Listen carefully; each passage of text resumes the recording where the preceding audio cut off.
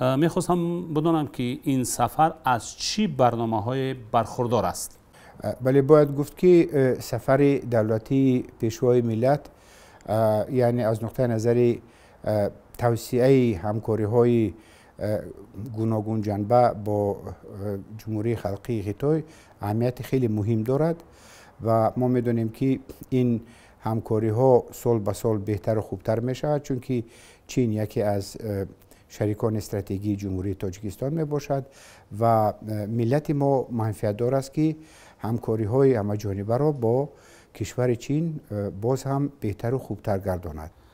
خب از نظر شما چین برای تاجیکستان چی اهمیت قائل است؟ آن چیزی که جمهوری خلقی خیتای برای جمهوری تاجیکستان یک شریک استراتژی خیلی مهم حساب می‌یابد عبارت از آن است که واقعا همکاری های ما در طول 25 سال نشان دادند که واقعا چین برای جمهوری تاجیکستان حقیقتا شریک استراتژی می باشد، چون که یکم صداقت، یکم هم سازشنامه هایی که بین دو کشور امضا می شوند، یعنی کشور چین همون صادقانه تمام جزئیات این سازشنامه ها را حل و فصل می کند.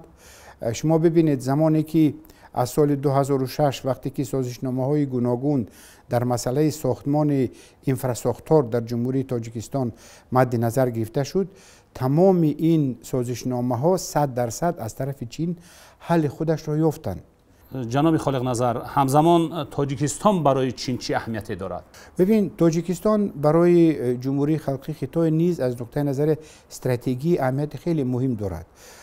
شما میبینید که چین در استراتژی مهمی آینده بینی خود چنین مد نظر گرفته است که کشورهایی که در گرد و اطراف چین وجود دارند، یعنی همسایه های چین، همسایه مستقیم چین، باید در حالت امنیت، ثبات و پیشرفت زندگی کنند.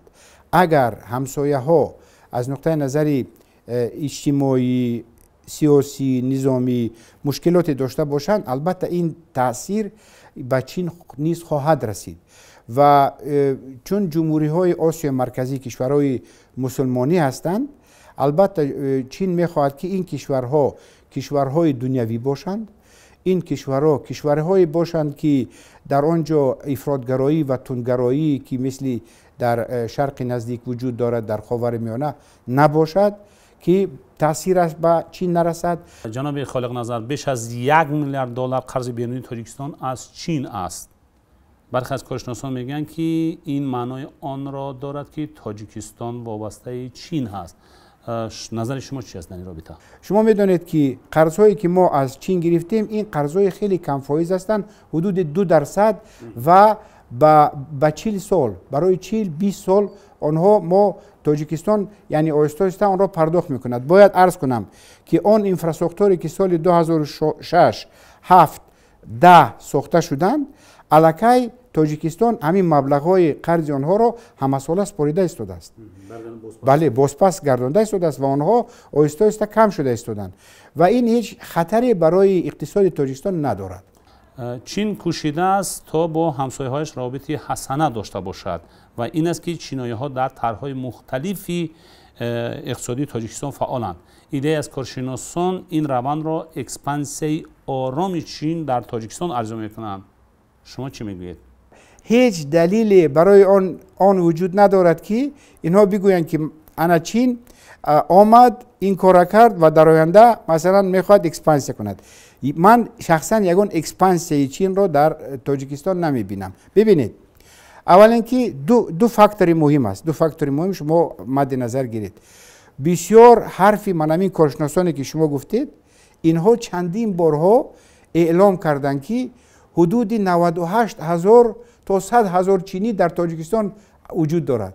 الان که تعداد چینی ها همگی 4600 نفر است و اینجا تعداد ایرانی ها و افغان ها از آنها 2 برابر زیاد است.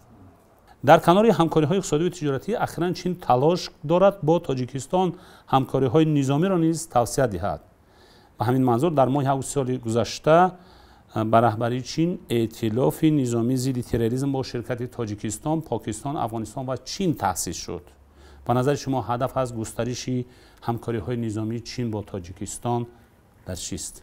ما نه تنها با چین بلکه با کشورهای دیگر، حتی با کشور آمریکا، ما مشق‌های یکجایی نظامی رو و مشق‌های ضد تروریستی رو در تاجیکستان همه ساله می‌گذرانیم. با روسیه همچنین، با چین همچنین، یعنی با تمام همسایه‌های بزرگ خودمون این مشق‌ها رو انجام میدیم. اینا مهم هستند برای تربیه و هماهنگ ساختن مسائل همکاری در ساحه نظامی. برای همین در اینجا یگان افضلیت یا اینکه مثلا گوییم بسیار موقع بسیار تر دادن به چین هیچ مطرح نیست.